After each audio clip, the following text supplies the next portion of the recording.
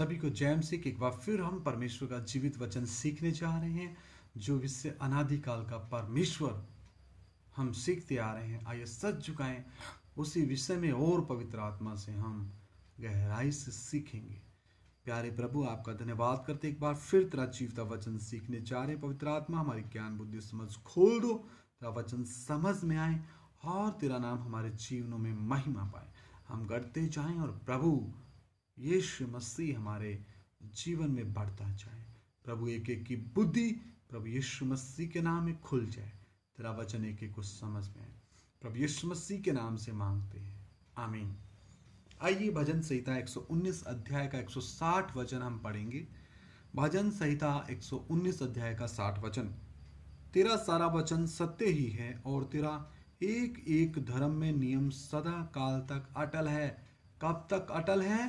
परमेश्वर का ये एक एक नियम सदा काल तक अटल है। मेरे प्रियो भाइयों बहनों, बुजुर्ग माताओं, बुजुर्ग पिताओं और नौजवान भाइयों बहनों, मेरे प्यारे भारतवासियों, वचन कहता है परमेश्वर का एक एक धर्म में नियम सदा काल तक अटल है।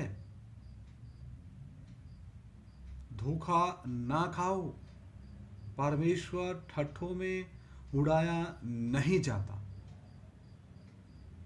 तो अनादिकाल का जो परमेश्वर का सारा वचन सत्य है और एक एक जो नियम है जो परमेश्वर के पवित्र आत्मा ने लिख के दिया है सदा काल तक अटल है। इसलिए ये विषय है अनादिकाल का परमेश्वर, उसका वचन भी सदा काल तक अटल है। तो हमारा कर्तव्य बनता है हम इस परमेश्वर को जानें। आगे भजन संहिता 121 अध्याय का 2 वचन। मुझे सहायता यहोवा की ओर से मिलती है जो आकाश और पृथ्वी का करता है। अनादिकाल का परमेश्वर आकाश और पृथ्वी का करता है। हालेलुया। तो इस अनादिकाल के परमेश्वर को अपने सारे मन, प्राण और आत्मा से खोजें,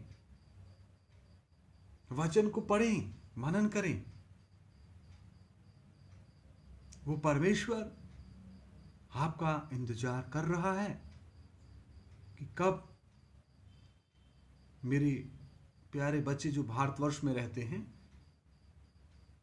कब वो मुझे खोजेंगे, कब वो ये वचन पढ़ेंगे, कब मेरी आवाज के ऊपर वो मन लगाएंगे। परमेश्वर इंतजार कर रहा है। आगे हम देखते हैं भजन संहिता, और जो भजन संहिता 119 का 160 वचन पढ़ा था कि तेरा एक एक धर्म में नियम सदा काल तक अटल है। यूहन्ना रचित सुसमाचार 14 का 6 में भी लिखा, मार्ग सत्य और जीवन मैं हूं। कौन? प्रभु यीशु मसीह। और यूहन्ना 8 का 32 कहता है, जब तुम सत्य को जानोगे तो सत्य ही तुम्हें आजाद करेगा। कोई बाबा आजाद नहीं करेगा, कोई डेरे का संत महात्मा आजाद नहीं करेगा, कोई पीर फकीर संत महात्मा या अवतार आजाद नहीं करेगा। वचन कहता है जब तुम सत्य को जानोगे तो सत्य ही तुम्हें आजाद करेगा।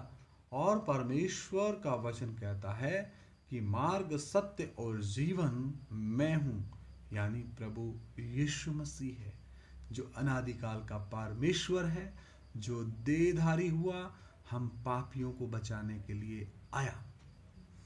तो आइए अभी भजन संहिता 147 अध्याय का 4 वचन भी पढ़ते हैं। भजन संहिता 147 अध्याय और उसका 4 वचन। वह तारों को गिनता और उनमें से एक एक का नाम रखता है। हालेलुया। तो हमारा जो परमेश्वर है, अनादिकाल का परमेश्वर, वो तारों को भी गिनता है। उसके पास सब कुछ रिकॉर्ड है, कितनी आकाश गंगाएं हैं। हमारे नासा के वैज्ञानिक तो सिर पकड़ के बैठ गए हैं। उन्होंने परमेश्वर का फोटो लेने के लिए बहुत ही मूर्खतापूर्ण काम करके रखा है। एक हब्बल टेलीस्कोप उन्होंने आकाश में छोड़ के रखा है। मैं मानता हूं उन्होंने अच्छा काम किया, शारीरिक रीति से वो काम अच्छा है, भौतिक रीति से वो काम अच्छा है। कैसे अच्छा है? वो हब्बल टेलीस्कोप ऊपर गया आकाशगंगा में, अंतर्राष्ट्रीय अंतरिक्ष स्टेशन, इंटरनेशनल स्पेस स्टेशन भी नासा ने ऊपर बना के रखा है, जो अंतरिक्ष की खोज और जानकारी पृथ्वीवासियों को दे रहा है। साथ में एक हब्बल टेलीस्कोप भी नासा के वैज्ञानिकों ने ऊपर छोड़ा है। शारीरिक तौर पे और भौतिक तौर पे और लोगों के शारीरिक ज्ञान के तौर पे मैं इस खोज को सैल्यूट करता हूं, लेकिन आत्मिक तौर पे ये एक मूर्खतापूर्ण कार्य है। कैसे? क्योंकि यूहन्ना रचित सुसमाचार एक अध्याय में लिखा है और उसका 29 वचन, यूहन्ना रचित सुसमाचार एक अध्याय उसका 18 वचन क्या लिखा है वो भी हम पढ़ लेते हैं। यूहन्ना रचित सुसमाचार एक अध्याय उसका 18 वचन। परमेश्वर को किसी ने कभी नहीं देखा, इकलौता पुत्र जो पिता की गोद में है उसी ने उसे प्रकट किया है। हालेलुया। वो आकाश गंगाओं की खोज करने के लिए एक बेहतरीन तौर पर, एक अच्छे तौर पर वो सारी सुविधाएं मुहैया करवा रहा है। मैं खुश हूं कि वो हमारे परमेश्वर की जो महानता को पृथ्वीवासियों को वर्णन कर रहा है। किस रीति से? इतनी आकाश गंगाओं के फोटो भेज रहा है। हमारे परमेश्वर के एक शब्द के द्वारा ये जो ब्रह्मांड बना, जो आज तक कायम है, उसके वचन के द्वारा अलग अलग ग्रहों की इतनी सुंदर फोटो भेज रहा है, आकाश गंगाओं की फोटो भेज रहा है। इतने बड़े विशाल ब्रह्मांड में जहाँ तक वो संभव हो रहा है वो अपनी ड्यूटी कर रहा है। हब्बल टेलीस्कोप भारतवासियों को प्रभु यीशु मसीह के एक शब्द से बने इस ब्रह्मांड की सुंदर तस्वीरें भेज रहा है। हालेलुया। तो मैं वैज्ञानिकों की इस बुद्धिमत्ता को सैल्यूट करता हूं, जो हमारे इस परमेश्वर के वचन को सार्थक बनाते जा रहे हैं।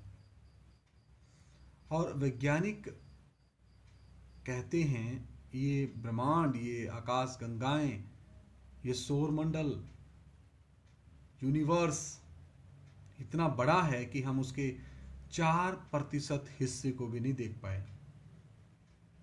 बाकी 100 में से 96% देख भी नहीं सकते। तो हमारा परमेश्वर कितना महान है।